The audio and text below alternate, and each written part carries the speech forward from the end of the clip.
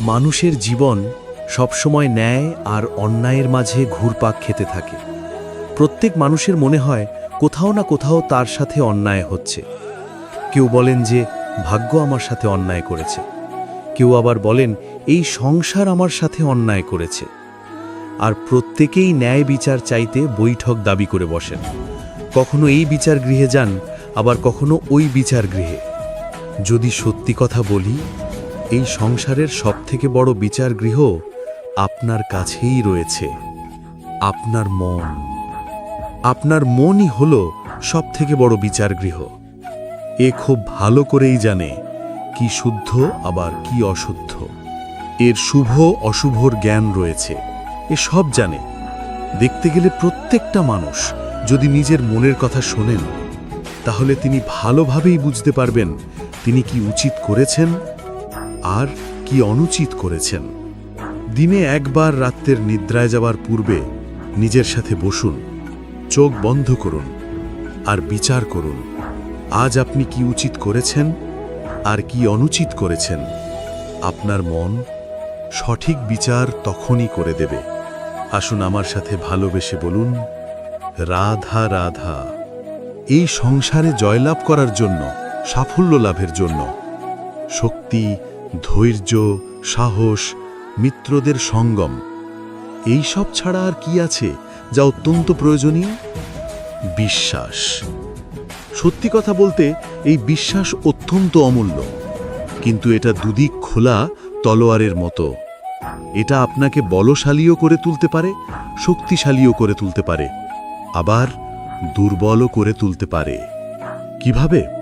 যদি আপনি শুধুমাত্র অন্যের উপরে বিশ্বাস করেন যে ওনারা সবাই আমাকে সামলে নেবেন, আপনার বিশ্বাস শুধুমাত্র অন্যের উপর, আর সেই বিশ্বাসের ভিত্তিতে আপনি কর্ম করেন, তাহলে আপনি দুর্বলই হয়ে উঠবেন।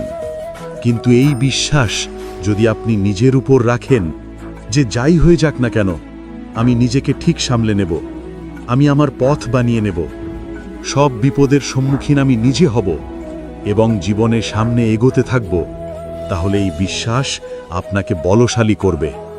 এবার সিদ্ধান্ত আপনার যে আপনি কি চান। এই বিশ্বাস আপনাকে বলশালী করবে নাকি দুর্বল, ভেবে দেখুন। আর আমার সাথে ভালোবেসে বলুন, রাধা রাধা। এই সংসারের সবথেকে বেশি কঠোর এবং বলশালী ধাতু হল লৌহ, অর্থাৎ লোহা। হয়তো সেই জন্যই সকল অস্ত্র, সকল শস্ত্র, সকল বাহন যখন এদের নির্মাণ হয়, তখন সবথেকে বেশি ব্যবহার এই লোহা কি করা হয়। এবার এই লোহার একটা বিশেষ গুণ রয়েছে, সেটা এটাই যে লোহাকে আপনি অন্য কোনো ধাতু দিয়ে কাটতে পারবেন না। লোহা দ্বারাই এই লোহাকে কাটা সম্ভব। এবার এটা কিভাবে সম্ভব? যে লোহাকে কাটতে হবে তাকে গরম করা হয়, আর যে লোহা দ্বারা কাটতে হবে সেটাকে ঠান্ডা রাখতে হয়। অর্থাৎ ঠান্ডা লোহা দ্বারা গরম লোহা কাটা হয়। এবার এই যুক্তি তার প্রয়োগ আমাদের জীবনেও করা যেতে পারে। যদি আপনার কাছে শক্তি থাকে, যদি আপনি বুদ্ধিমান হন, আর যদি আপনার মন স্থির হয়, শান্ত হয়, তাহলে এই সংসারকে আপনি বদলাতে পারবেন। কিন্তু যদি আপনি শক্তিশালী হন, বুদ্ধিমান হন, কিন্তু আপনার মন অস্থির হয়, আপনার মন স্থির না থাকে, কোথায় কোথায় আপনি লেগে যান, তাহলে আপনি কখনোই সংসার বদলাতে পারবেন না। যদি পরিস্থিতিকে নিজের মতো গড়ে নিতে হয়, তাহলে ধৈর্য, সংযম এবং স্থিরতার শীতলতাকে আপন করে নিতে হবে। আসুন আমার সাথে ভালোবেসে বলুন, রাধা রাধা। মহাভারতে অনেক যোদ্ধারা অংশগ্রহণ করেছিলেন। সবাই ছিলেন শ্রেষ্ঠ কুলের। কেউ কেউ ছিলেন বড় বড় রাজ্যের রাজা, কেউ কেউ ছিলেন দেবতার পুত্র। এনারা সবাই অংশ নিয়েছিলেন। এনারা সবাই শ্রেষ্ঠ কুলের, প্রত্যেকে ভালো পরিবেশ পেয়েছেন। কিন্তু সেখানেই অন্যদিকে ছিল বার্বরিক, অসুর পুত্র বার্বরিক। এবং এই অসুর পুত্র বার্বরিকই এই সময় দাঁড়িয়ে ভগবান রূপে স্থাপিত হয়ে আছেন। পুজো করা হয় তাকে। কারণটা কি? নির্বাচন। বার্বরিক একটি দ্বন্দ্বের মধ্যে ছিলেন। ঠিক যেমন প্রত্যেক যোদ্ধার জীবনে দ্বন্দ্ব এসে থাকে, তখন সে কি নির্বাচন করবে সেটা হলো অত্যন্ত গুরুত্বপূর্ণ। বার্বরিকের কাছে এত শক্তি ছিল যে একটিমাত্র বাণ প্রয়োগ করে সবাইকে নাশ করতে পারত। দ্বন্দ্ব ছিল এটাই যে ও কোনো পক্ষের হয়েই যুদ্ধ করবে না, বরং নিজের মস্তক সে দান করবে। আর এই কর্মের কারণে, এই নির্বাচনের কারণে আজকের সময় দাঁড়িয়ে ওকে ঘাটুশ্যাম রূপে পুজো করা হয়। মনে রাখবেন, শুধু আপনার ব্যক্তিত্ব গুরুত্বপূর্ণ নয়, আপনি কোথা থেকে আসছেন, কোন কুলে আপনার জন্ম, শুধুমাত্র সেটা গুরুত্বপূর্ণ নয়। সবথেকে বেশি গুরুত্বপূর্ণ হল আপনার কর্ম, আপনার নির্বাচন। আসুন আমার সাথে ভালোবেসে বলুন, রাধা রাধা। পুরাণে আমরা দেখেছি যে মাতা পিতা কতটা মহান হতে পারেন, কিভাবে শ্রীগণেশ নিজের মাতা পিতাকে পরিক্রমণ করলেন এবং পরম পূজনীয় হয়ে উঠলেন, কিভাবে ভক্ত শ্রবণ নিজের অন্ধ মাতা পিতাকে তীর্থযাত্রায় নিয়ে যাবেন বলে নিজের কাঁধে ওনাদের বসালেন এবং বয়ে নিয়ে গেলেন। এরকম অনেক অমূল্য শিক্ষা আমরা লাভ করে থাকি পুরাণ থেকে। কিন্তু এসব কথা হলো পুরাণের কথা। কথা বলা যাক আমাদের জীবন নিয়ে। আমাদের এই জীবনে আমাদের মাতা পিতা কেন আমাদের কাছে এতটা অমূল্য? কেন আমরা ওনাদের এতটা ভালোবাসি? কেন আমরা ওনাদের এত সম্মান করি? আর কেনই বা ওনাদের এতটা সম্মান করা উচিত? মমতার কারণে। মায়ের মনের এক ধরনের মমতা, পিতারও এক ধরনের মমতা। এই দুয়ের মমতা ভিন্ন, কিন্তু এনাদের দুজনের মমতার কেন্দ্রবিন্দু হল ওনাদের সন্তান। মাতা মমতার কারণে সকালে তাড়াতাড়ি উঠে পড়েন, খাবার তৈরি করেন। এটা ভাবেন যে আমার সন্তান যেন অভুক্ত না থাকে। অন্যদিকে পিতা ইচ্ছে না থাকার সত্ত্বেও নিজের মমতাবোধের কারণে নিজের সন্তানের প্রতি কঠোর হন, তাকে জ্ঞান প্রদান করেন, শিক্ষা প্রদান করেন, কারণ উনি চান যে ওনার সন্তান যেন পরবর্তীতে উন্নতি করে, কখনো অভুক্ত না থাকে। এটাই হলো মমতা মাতা পিতার। আর এই মমতা সংসারের অন্য কোথাও আপনি পাবেন না।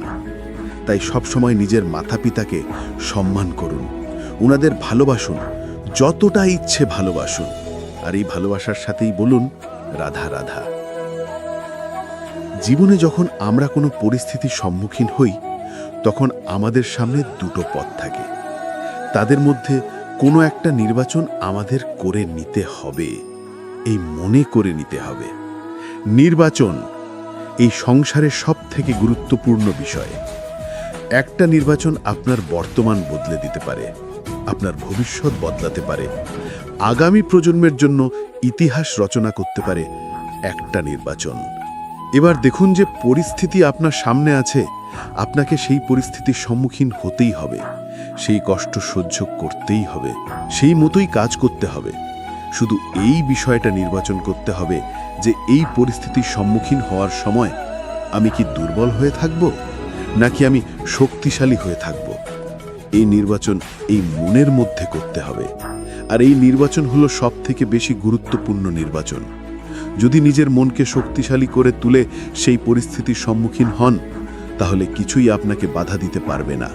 পূর্ণ নিষ্ঠার সাথে, সাহসের সাথে এই মনকে শক্তিশালী করে তুলুন। তাহলে কোনো সংকট আপনাকে না বাধা দিতে পারবে, না ভাঙতে পারবে। আপনি নিজের সাফল্যের শিখরে পৌঁছতে পারবেন। আর এই মন প্রসন্ন হয়ে বলবে, রাধা রাধা। একটি হাতির শরীরে কত বল থাকতে পারে সেটা আমরা সবাই জানি। একটা প্রহারে বিশাল আকার প্রাচীর ভেঙে পড়তে পারে, কিন্তু সেটা তখন হয় যখন সেই হাতির নিজের শক্তির বিষয়ে কোনো ধারণা থাকে। যদি সেই হাতিকেই বন্দী করে নেওয়া হয়, তাহলে সেই হাতি তার পরাধীন থাকার অভ্যেস হয়ে যায়। এই পরনির্ভরশীলতা আমাদের শরীরকে নয়, আমাদের মনকে বন্দী করে ফেলে। আর তার পরিণাম হলো এটাই যে আমাদের নিজেদের ওপর নিয়ন্ত্রণ থাকেই না। যদি নিজেদের ওপর নিয়ন্ত্রণ না থাকে, তাহলে নিজেদের প্রকৃত শক্তির সাথে আমরা কিভাবে পরিচিত হব? সেই জন্য এই সংসারের সবথেকে বড় আনন্দ হলো স্বাধীনতা। এই স্বতন্ত্রতাকে আনুন নিজের বিবেচনায়, নিজের চিন্তা ভাবনায়, নিজের জীবনে। কারোর কথায় প্রভাবিত হবেন না। নিজের বিবেকবোধ জাগ্রত করুন এবং এগোতে থাকুন। যখনই বিবেচনা স্বতন্ত্র হবে, তাহলে এই মন জীবন স্বতন্ত্র হয়ে উঠবে। আর তখনই নিজের আসল শক্তি আপনার সামনে আসবে। আপনার সাহস, আপনার প্রতিভা আপনি জানতে পারবেন, তখনই জীবনে এগোতে পারবেন। তাহলে আসুন আর আমার সাথে ভালোবেসে বলুন, রাধা রাধা। প্রত্যেক মানুষ জীবনে সাফল্য কামনা করেন এবং তার জন্য নিরন্তর চেষ্টা করতে থাকেন। নানান ধরনের নীতি এবং পরিকল্পনাও করেন। শুধু একটা বিষয় নিয়ে ভয়ভীত থাকেন, পরীক্ষার বিষয়। প্রত্যেক মানুষকে জীবনে পরীক্ষা দিতেই হয়, আর বিভিন্ন সময় পরীক্ষা দিতে হয়। এটাই হলো প্রকৃতির নিয়ম, আর সেটা আমরা বদলাতে পারবো না। এবার মানুষ ভাবে যে বারবার আমাকেই কেন পরখ করা হচ্ছে। তিনি ভীত হয়ে থাকেন, কারণ পরীক্ষার এই প্রক্রিয়া খুব একটা সহজ হয় না। এবার আমাকে একটা কথা বলুন, যদি আপনি সোনা বিক্রি করতে যান, তাহলে সেই সোনা যতই শুদ্ধ হোক না কেন, সামনে থাকা ব্যবসায়ী একবার অন্তত তাকে পরখ করে দেখে, তাই না? তবেই তো তার মূল্যটা জানা যায়। আমরাও হলাম সেই স্বর্ণের মতো। সময় অন্তরে আমাদেরকেও পরখ করা হবে। শুধু নিজেকে শ্রেষ্ঠ করে তুলুন, নিজেকে শুদ্ধ রাখুন। যদি শ্রেষ্ঠ এবং শুদ্ধ হন, তাহলে আর পরীক্ষার ভয় থাকবে না। আপনার মূল্য যা থাকার সেটাই থাকবে।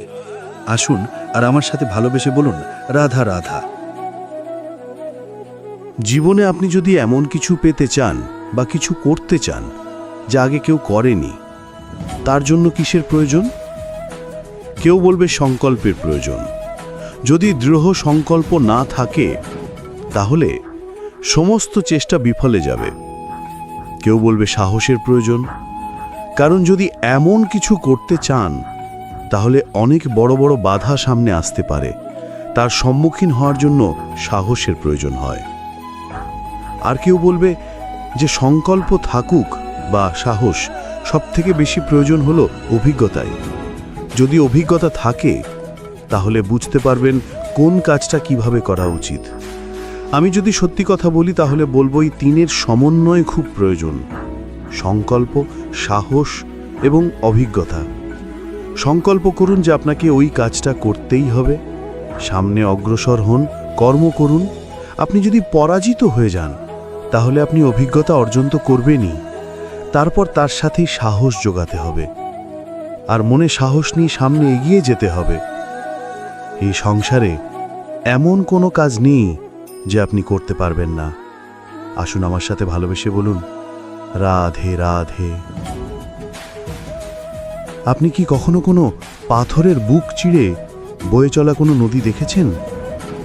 পাথর নদীর সামনে নত হয়ে যায়, তাকে বাধা দিতে চেষ্টা করে, কিন্তু কখনো বাধা দিতে পারে না। এই নদী হলো ততটাই শক্তিশালী, কিন্তু এর আরম্ভ কোথা থেকে হয়?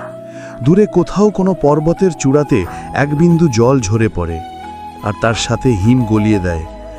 তারপর জলের শক্তি বৃদ্ধি পায়, তারপর অনেক বিপদের সম্মুখীন হয়, আর অনেক ধরনের বাধা সে অতিক্রম করে। তার শক্তির এতটাই বৃদ্ধি হয় যে তাকে বাধা দেওয়া একেবারেই অসম্ভব ব্যাপার হয়ে যায়। দেখুন, নদী তো মহান বটেই, কিন্তু তাকে মহান করে তুলেছে কে? সেই সকল বিপদ যার থেকেও কখনো পালায়নি। সেইভাবেই আমাদেরও বিপদ থেকে পালিয়ে গেলে হবে না, তার সম্মুখীন হতে হবে সাহসের সাথে, পূর্ণ শক্তি প্রয়োগ করে। তবেই আমরা শিখতে পারবো, তবেই আমরা সামনে এগোতে পারবো। যদি আপনি জীবনে কুন্দন হয়ে উঠতে চান, তাহলে জ্বলন সহ্য করতেই হবে। আসুন আমার সাথে ভালোবেসে বলুন, রাধে রাধে। অনেক মানুষ আমাকে এসে বলেন যে, কানাই, তোমার কথাগুলি তো আর কি বা বলি, তোমার কথা কি থেকে কি করে ফেলতে পারে, অসম্ভবকে সম্ভব করে ফেলতে পারে।